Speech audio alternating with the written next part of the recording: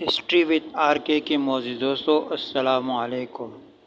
ہمارا یہ سلسلہ جاری ہے اور آپ کے تعاون کا بہت شکریہ کہ آپ اس میں اپنی دلچسپی ظاہر کر رہے ہیں۔ انشاءاللہ العزیز ہم اس کو بہت جلد اس کہانی کو کمپلیٹ کریں گے تاکہ یہ تاریخ ہمارے لوگوں کو منتقل ہو سکے۔ تو چلیں شروع کرتے ہیں۔ تم پرندوں سے دل بہلایا کرو، تم پرندوں سے دل بہلایا کرو، سپاہ گری اس آدمی کے لیے ایک خطرناک کھیل ہے جو عورت اور شراب کا دل دادا ہو۔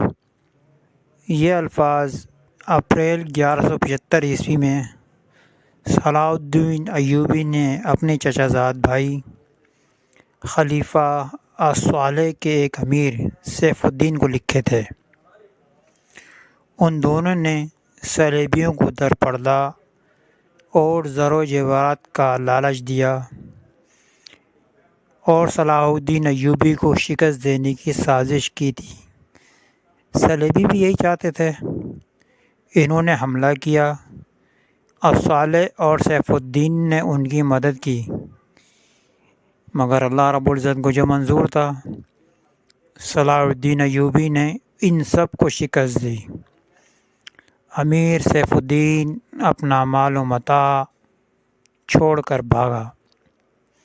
اس کی ذاتی خیمہ گاہ سے رنگ برنگے پرندے، حسین اور جوان خادمائیں اور ناچ گانے والیاں، سازندے اور شراب کے مٹکے برآمد ہوئے۔ صلاح الدین ایوبی نے پرندوں کو، ناچنے گانے والیوں اور ان کے سازندوں کو رہا کر دیا، اور پھر یہ مضمون امیر سیف الدین کو۔ اس خط کا مضمون تھا: تم دونوں نے کفار کی پشت پناہی کر کے ان کے ہاتھوں میرا نام و نشان مٹانے کی ناپاک کوشش کی، مگر یہ نہ سوچا کہ تمہاری یہ سازش عالم اسلام کا ہی نام و نشان مٹا سکتی ہے۔ تم اگر مجھ سے حسد کرتے تھے تو مجھے قتل کر دیا ہوتا۔ تم مجھ پر 2 قاتلانہ حملے کرا چکے ہو، مگر وہ دونوں کے دونوں ناکام رہے۔ اب ایک اور مزید کوشش کر کے دیکھو، ہو سکتا ہے کہ تم کامیاب ہو جاؤ۔ اگر تم مجھے یہ یقین دلا دو کہ میرا سر میرے تن سے جدا ہو جائے تو اسلام اور زیادہ سربلند ہوگا، تو رب کعبہ کی قسم، میں تمہاری تلوار سے اپنا سر کٹواؤں گا اور تمہارے قدموں میں رکھ دینے کی وصیت کروں گا۔